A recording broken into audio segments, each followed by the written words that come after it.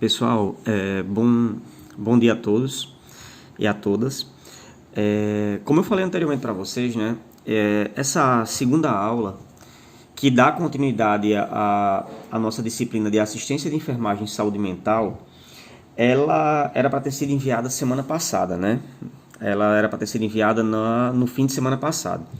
Só que, infelizmente, devido ao probleminha que eu tive no meu computador, como eu repassei para vocês, que, graças a Deus, assim, não foi um problema tão grande, mas, né, infelizmente, eu fiquei alguns dias sem computador. O que acontece? Só repassando para vocês. Esses notebooks, eles têm uma bateria interna, né? E essa bateria, o que acontece? Essa bateria do meu notebook, ela não estava tão boa, né? Só que ela começou a dar interferência no computador de forma geral. Ou seja, né? Ela estava dando interferência e o computador estava dando como se tivesse quebrado, né? Mas graças a Deus foi tudo resolvido. Estou repassando aqui só para vocês para informar qual foi o problema do notebook, né? Então vamos lá, gente. O que é que nós vamos fazer hoje, né? Nós vamos ter aula 2 hoje. Vamos iniciar com a aula 2 da disciplina de assistência de enfermagem e saúde mental. Então, como foi falado na aula anterior, acredito que todos devem ter dado uma revisada, devem ter lido o material que eu passei e a atividade da aula passada, né, que foi o resumo do filme Bicho de Sete Cabeças, que é um clássico da saúde mental, né, que fala sobre a discussão dos manicômios, dos hospitais psiquiátricos de forma geral, fala do modelo, né, do modelo centrado na patologia. E assim, é um filme bem marcante, né? Nós utilizamos muito ele na discussão de saúde mental. E junto com ele eu passei para vocês um artigo, né? Espero que todos tenham lido. Muitos alunos já me entregaram, né, essa atividade. E aqui a gente está para reforçar isso. Algumas coisas do artigo eu vou trazer na discussão da aula de hoje, tá certo? Mas vamos deixar de conversa, né? E vamos começar com nossa aula propriamente dita. Gente, nesse primeiro slide aí, o que é que nós vamos discutir, né? Em se tratando de saúde mental, a questão é extremamente complexa. Não há vacina que garanta a imunidade dos transtornos mentais. Então, a doença mental, ela é também chamada de doença do século, né? Ela tá a cada dia crescendo mais o número de pacientes com algum problema psiquiátrico. Quando eu falo problema psiquiátrico, aí o que é que nós pensamos? Nós podemos pensar em problemas leves, como um transtorno de ansiedade, uma fobia social, né, que eu vou daqui a pouco eu vou explicar o que é uma fobia social, como também nós vamos trazer transtornos um pouco mais fortes, mais difíceis de serem tratados e com consequências um pouco maiores para os pacientes que têm. Tá bom? Como, por exemplo, a esquizofrenia, o transtorno bipolar, dentre outros. Então, na aula de hoje, nós vamos falar um pouquinho sobre a prevenção da saúde mental, tá bom? Sobre as ações de prevenção, bem como nós vamos começar a entender um pouquinho de cada doença dessa, tá bom? Hoje nós não vamos falar propriamente da doença, nós vamos falar o que ela causa.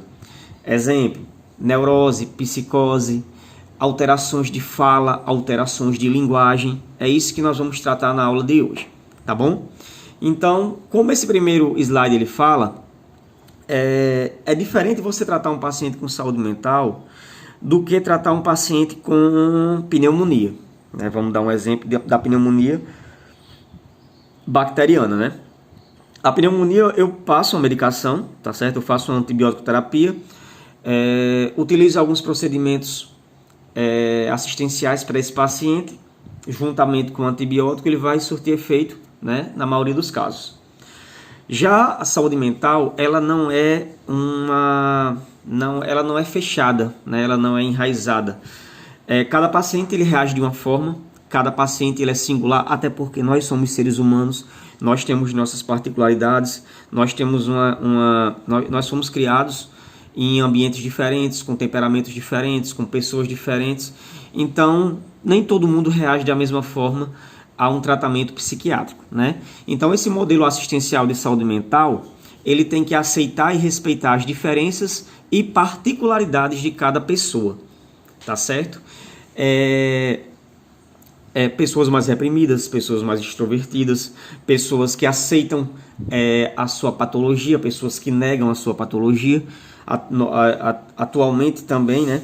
Isso era um problema de décadas atrás, mas que se prolonga até os dias atuais, que é a negação do problema, né? Muitas pessoas, elas dizem que não tem problema psicológico. Por quê? Porque quem tem problema psiquiátrico, né, psicológico, é doido, né?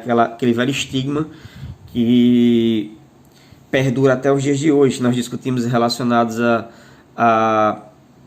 ao início da história da saúde mental, né? Então, quando nós falamos em saúde mental, a gente não pode pensar em algo enraizado, algo fechado. Pessoas são diferentes, têm temperamentos diferentes, comportamentos diferentes. E nós temos que trabalhar em cima da particularidade e singularidade de cada pessoa, né? Com seu jeito de viver, mecanismos de resolver as dificuldades ou de enfrentá-las. Então é isso. Para começar a falar sobre saúde mental, é interessante demais a gente falar sobre isso, né? Que não é um modelo enraizado que nós temos. Passando o slide, nós vamos chegar aí, né?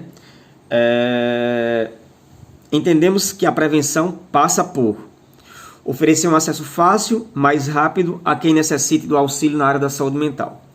Então, do lado disso aí, nós temos um símbolozinho, que é o símbolo do Ministério da Saúde, é o símbolo que o Ministério da Saúde traz relacionado ao CAPS, que nós falamos na aula anterior, é o Centro de Atenção Psicossocial. Décadas atrás, nós tínhamos, né, o modelo manicomial, onde esse paciente ele ficava preso dentro de uma casa psiquiátrica, de um hospício, e não tinha contato com o meio externo, somente visitas de familiares, que infelizmente, ao decorrer do tempo, essas visitas vão diminuindo, ficando mais esporádicas, até elas pararem. Então, assim, gente, o CAPS, o que é que ele fez, né? O CAPS, ele foi um modelo inserido, né, nessa nova perspectiva de sistema único de saúde, dessa reforma que nós tivemos no nosso sistema de saúde, a qual o paciente, nós tiramos o paciente dentro de clínicas psiquiátricas e levamos ele para o CAPS.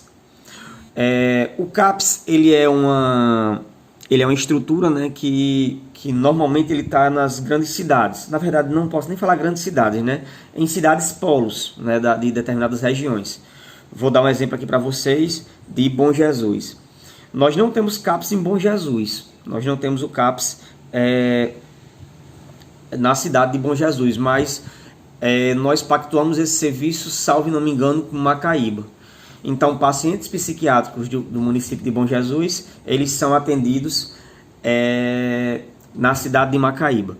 Esse centro de atenção psicossocial, ele recebe esse paciente, o paciente ele vai passar o dia lá, né, com apoio de psicólogos, assistentes sociais, terapeutas, psiquiatras, e almoça lá, faz as refeições nesse local, para ao final do dia ele retornar para o convívio familiar, né? Então, assim, nós tiramos esse paciente preso dentro de uma instituição psiquiátrica e reinserimos ele na sociedade, né? Que esse é o principal objetivo do CAPS, trazer esse paciente para que ele retorne ao convívio social. Principalmente, o CAPS ele trabalha muito com a questão da ajuda familiar, né? A gente precisa desse feedback da família para que a assistência ela seja prestada de forma plena. No segundo tópico aí, acabei de falar isso, né?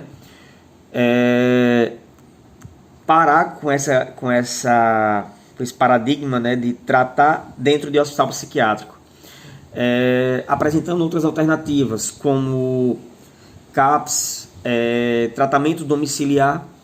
Claro que aí no final nós temos uma observação e ressalva, indicado para determinados clientes. Léo, mas assim, eu tenho um vizinho que ele é esquizofrênico, ele já tentou matar a mãe, ele já agrediu pessoas, ele é uma pessoa altamente agressiva em crise.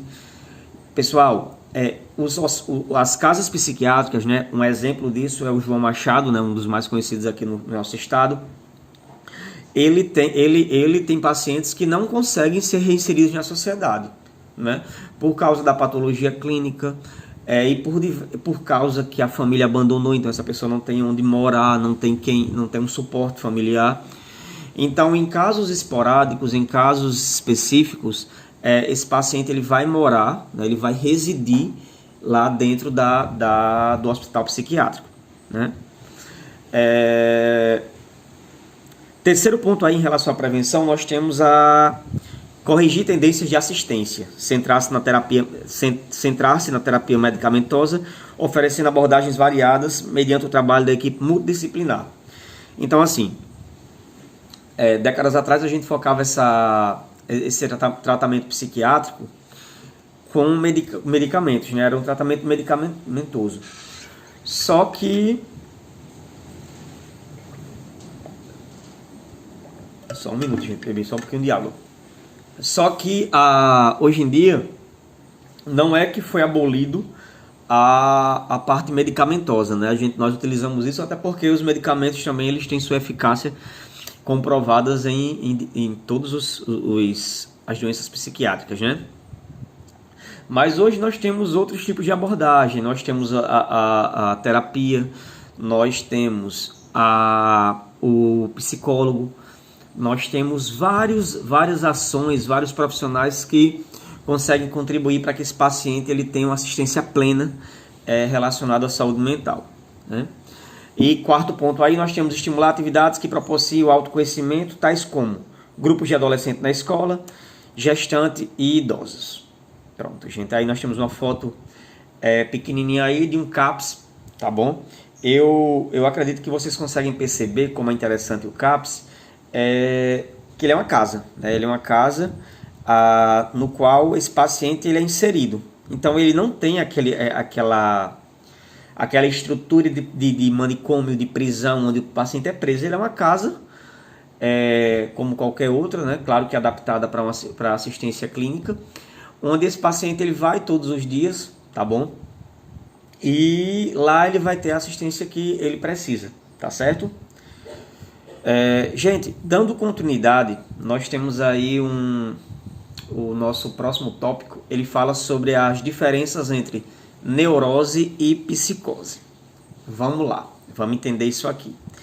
Isso aí é o primeiro ponto que nós vamos falar sobre sintomas ou características de doenças psiquiátricas. Vamos lá, vamos dar um exemplo. Qual é a diferença de neurose e psicose? Tá certo? Em algumas doenças psiquiátricas acontece a neurose, outras acontece a psicose. Eu vou dar um exemplo de uma doença onde acontece a neurose. Deixa eu pensar aqui. Um distúrbio de ansiedade, né? No distúrbio de ansiedade você tem traços de uma pessoa neurótica, né? E já a psicose, vamos pensar aqui numa crise de um paciente esquizofrênico. Na esquizofrenia, né? Nós temos traços de psicose. Mas, Léo, vamos explicar direitinho isso aí? Eu vou explicar e vou dar um exemplo que eu gosto muito de falar, que eu acho que fica bem fácil para vocês, principalmente para as mulheres entenderem, né? Gente, neurose, né? Na neurose, a personalidade da pessoa ela é socialmente integrada. Então, esse indivíduo ele se vê dentro de um grupo social, ele se vê inserido em um determinado grupo, né? Ele não se vê como uma pessoa extra, fora grupo, não existe o isolamento dessa pessoa, tá bom? A vivência interna dela, o que ela passa no seu dia a dia não interfere no seu comportamento, tá bom? E um ponto muito importante aí é a não existência de alterações no julgamento da realidade, ou seja, ela sabe onde é que está, ela sabe o que está acontecendo e ela não cria nada na sua cabeça. Quinto ponto aí, né? Não existe atividade delirante, ou seja, não tem delírio. A doença é reconhecida e existe o desejo de cura, embora inconscientemente o indivíduo ele queira permanecer doente. Então, Leonardo, como é que você gosta de explicar a neurose? Eu gosto de explicar a neurose pensando numa mulher altamente ciumenta. Né? A gente pensa aí, não sei se algum de vocês são ciumentas, né? Mas vamos pensar numa mulher muito ciumenta mesmo. É aquela que se o celular do marido tocar, ela vai pensar que ele está traindo ela, um atraso depois do trabalho, alguma coisa do tipo. Mas vamos lá, vamos pensar da seguinte forma. A mulher neurótica, ela é ciumenta ao extremo, né? Ela é ciumenta, o celular toca, ela já reclama com o marido, quem é que tá falando? Quem é essa mulher que tá ligando para você? Quando o marido sai para atender esse telefone em outro cômodo, ai meu Deus, ele tá me traindo, ele tá com alguém. E ela coloca isso na cabeça, né? Então assim, ela é neurótica. Ela acha que tá sendo traída e o telefone toca, ela vai perguntar a ele o que é. Ele chega atrasado, ela questiona ele inúmeras vezes, né? Você tá me traindo. Isso é neurose, né? Na pessoa neurótica, né? Na pessoa altamente ciumenta, ela não cria nada, né? Ela apenas tem né, essa neurose, essa intensidade de achar uma determinada coisa. Vamos para a diferença da psicose falando dessa mulher ciumenta, né? Que aí a psicose ela entra na parte da esquizofrenia. Primeiro ponto aí, existe uma intensa desorganização da personalidade, ocorre um afastamento da realidade, criando-se outra própria do indivíduo, com concepções fantasiosas. Então assim, na neurose, essa mulher ciumenta, o telefone toca, ela fica lá em cima do marido para ver quem está ligando para ele, né? Ele chega atrasado, ela vai ficar de olho, fica brigando, mas assim, nada fora do... Na verdade, assim, é algo patológico, né? Mas algo que, assim, ela não está criando nada, ela apenas está sendo precavida, né? Já na psicose, não. Na psicose, nós temos uma atividade delirante, ou seja, a mesma mulher ciumenta, ela começa a perceber, ela tá lá, o telefone não toca e ela escuta na cabeça dela, né? Ela cria esse telefone tocando. Ela começa a ver coisas que não existem, né? Ela, às vezes, o celular tocou. Quando ela olha, ela vê, não sei, vamos pensar assim, o nome de uma mulher com um coraçãozinho do lado, sendo que não existe esse coração aí. Ela criou esse coração. E ela começa a criar coisas da cabeça dela. Ela tá andando com o marido na rua, uma mulher passa, né, olha para os dois de forma normal e natural, mas na cabeça dela, ela percebeu que essa mulher piscou o olho pro marido dela, sendo que essa mulher não piscou. Então, na psicose, há uma alteração da realidade, como aí fala aqui, né?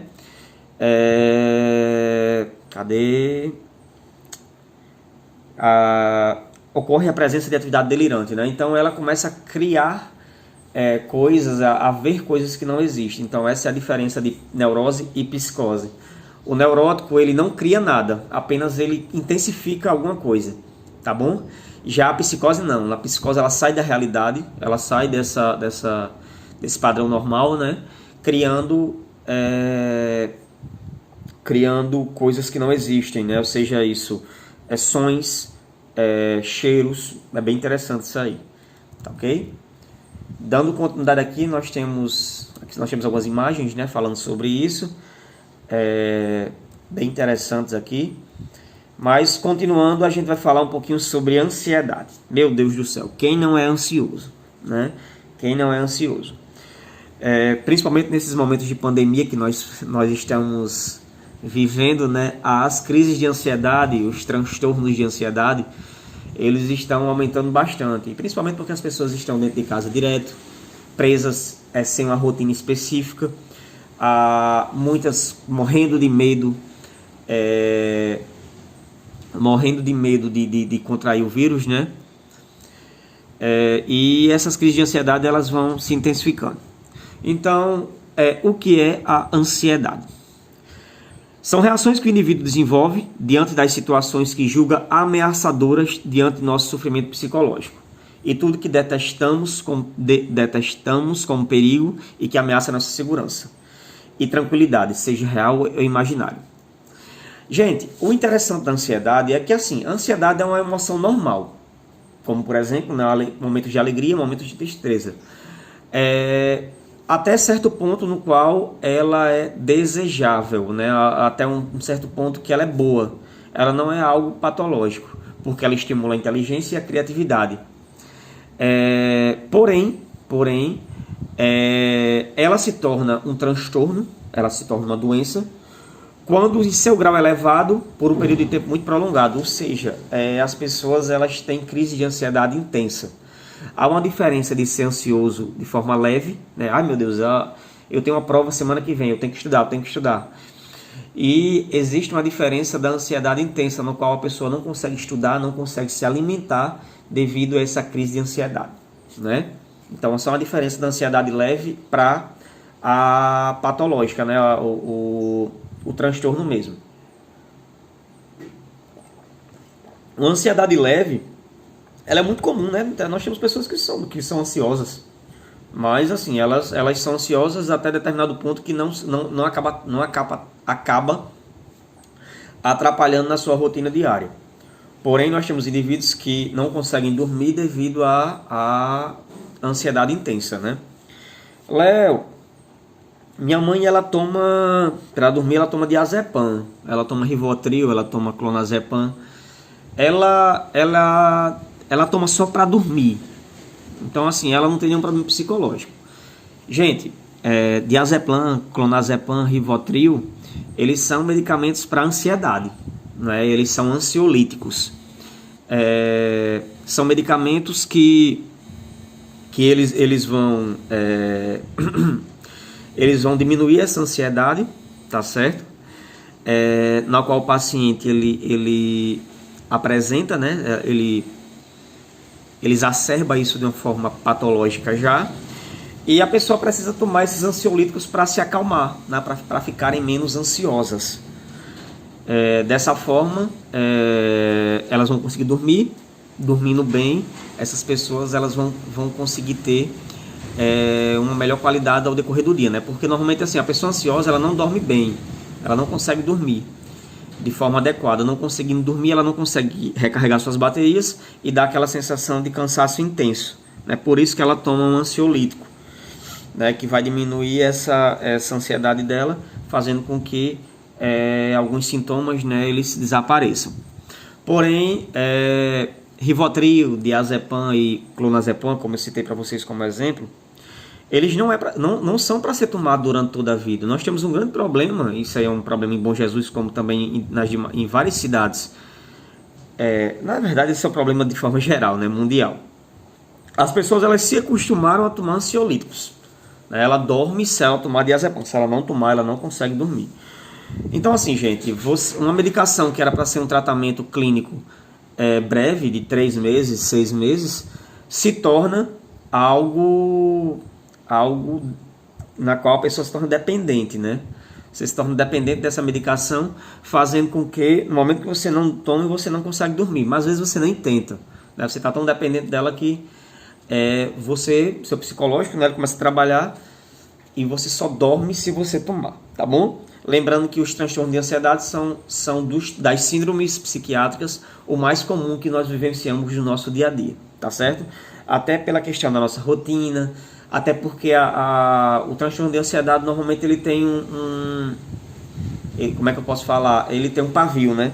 Algo acende esse pavio. Então normalmente são perca de familiares, perca de emprego, término de relacionamento. Então qualquer coisa que vai interferir aí na rotina normal desse paciente para que ele comece com uma crise de ansiedade. Espero que tenha dado para entender, né? Então, Léo, mas me diga aí, quais são os sintomas comuns da crise de ansiedade, né? Deixa eu só ver aqui, gente. Pronto. Deixa eu ver se o celular foca um pouquinho aí. Quais são os sintomas comuns da crise de ansiedade? Nós temos aí irritabilidade, alterações no sono, roer as unhas, diminuição ou aumento do apetite, aumento do consumo de bebida alcoólica, né? Tudo isso aí entra como sintomas de um transtorno de ansiedade, tá certo? Irritabilidade, alterações de apetite, ou você come muito ou você come pouco, aumento do uso de bebidas alcoólicas, cigarros e outras drogas, né? Lembrando que, roer unha é um sintoma um sinal de ansiedade, né? É um sinal bem simples e bem visível, né? Bem comum.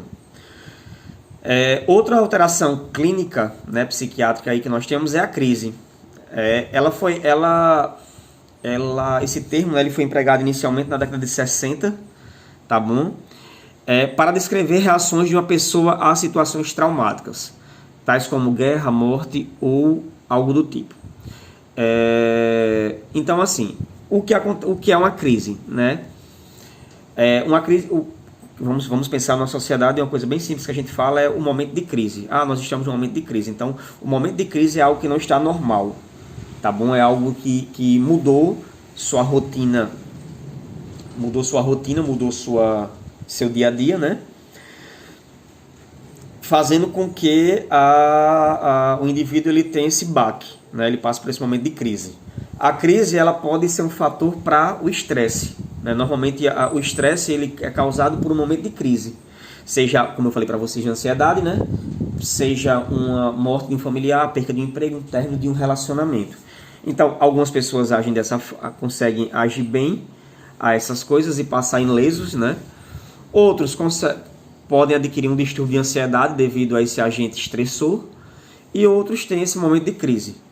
Essa crise, se não tratada, se não trabalhada de forma adequada, vai levar para um paciente que tenha uma crise de estresse. O estresse é bem comum, né? E vocês já ouviram falar com toda certeza, né? Então, gente, continuando aqui, nós temos dois tipos de crise, né? Então, assim, nós temos a crise acidental e nós temos a crise evolutiva. Só diferenciando, a crise evolutiva ela é algo não patológica, né? Ela vem ao decorrer do nosso dia a dia, do nosso ciclo vital. Nós temos momentos dessas crises. Exemplo, crise da saída da infância, crise da adolescência, crise da idade adulta e crise da velhice. Então são crises elas estão relacionadas ao ciclo de vida. Você vai chegando a um período, vamos imaginar na adolescência, nós temos essas crises, elas se exacerbam principalmente pelas alterações hormonais, né? Então nós temos um momento de crise, que é uma crise evolutiva, não patológica. E nós temos a crise acidental, quando elas não são esperadas, é algo extra, é algo que mudou a sua rotina. Exemplo, né? Perca de emprego, perca de uma pessoa querida, término de relacionamento, alguma outra alteração, assalto, vamos imaginar assim. Isso é um momento de crise que não dá para se esperar, né? Diferentemente da crise evolutiva. Vamos agora para falar sobre estresse. Estresse é bastante coisa, mas vamos tentar resumir aqui. Estresse é entendido como um conjunto de reação fisiológica, tá certo? Lembre que aí ele não usa a palavra patológica, viu? Ele usa fisiológica, então é do nosso organismo, que é comandada pelo sistema nervoso autônomo. Nós vimos isso em anatomia e fisiologia. E ela, muito provavelmente, ela é desenvolvida nessa nossa adaptação ao mundo que vivemos. Então, esse estresse é uma resposta de adaptação do nosso organismo a determinada situação. Vamos imaginar agora essa pandemia, os profissionais de saúde. Os profissionais de saúde eles estão num momento de grande estresse trabalhando nos centros, né, nos hospitais. Bem como a população também está, né, nesses momentos de estresse dentro das suas casas, sem poder sair. Então, o que acontece? Essa situação de estresse, ela foi uma adaptação do nosso organismo para um fator externo. tá bom? Léo, mas o estresse é patológico? Ele pode se tornar patologia? Sim. Quando ele começa a interferir no nosso dia a dia, tá bom? O estresse elevado, ele pode causar, olha esses sintomas aí que interessante, gente. O estresse elevado, ele pode levar a uma futura depressão, ele causa irritabilidade, hipoglicemia, alterações da função mental e cognitiva, ou seja, dificuldade de aprendizado, pode afetar o sistema imunológico, causando causando leves hemorragias, podendo levar a problemas alérgicos e a um aumento das doenças devido à diminuição da imunidade, como eu falei. Causa indisposição, pode causar problemas digestivos. Vamos pensar aqui num problema digestivo causado pelo estresse. Dispepsia funcional. O que é a dispepsia funcional? A dispepsia funcional, ela é a famosa, né, que não existe, a gastrite nervosa, né? Quando eu estou muito ansioso, estressado, meu estômago ele sente isso, causando alterações a nível gástrico, né, chamada de dispepsia funcional, que ela pode ser exacerbada devido a situações de estresse. Bem como também, vamos pensar aqui em estresse, síndrome do intestino irritável, que ela causa altos níveis de ansiedade, ela causa alterações a nível vesical, tá bom? Temos também aí dores articulares, indisposição, cefaleia e crise de ansiedade também, que é outro fator relacionado ao estresse. Gente, continuando aqui nesse tópico 4, eu vou dar só uma paradinha para vocês aqui para continuar no próximo slide, né? Então eu vou parar aqui e vamos continuar com sinais e sintomas mais comuns da psiquiatria, tá ok? Espero que estejam gostando.